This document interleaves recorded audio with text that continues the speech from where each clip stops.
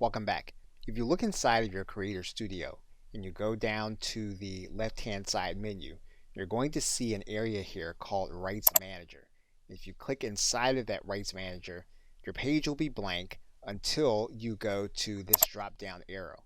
And what you're going to do when you get to the drop-down arrow is you're going to notice that some of your pages are going to be enabled to use what's called the Rights Manager.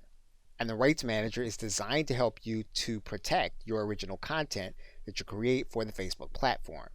And what it does is once you have posted your content, Rights Manager will then look for and detect your content on Facebook and Instagram.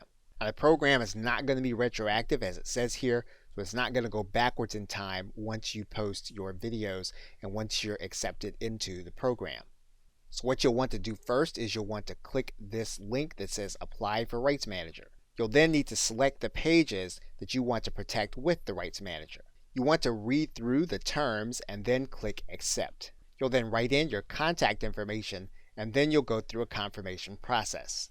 And then while you're on the Facebook platform and while your content is there, Facebook's algorithms will look for matches of that content and notify you through your contact address.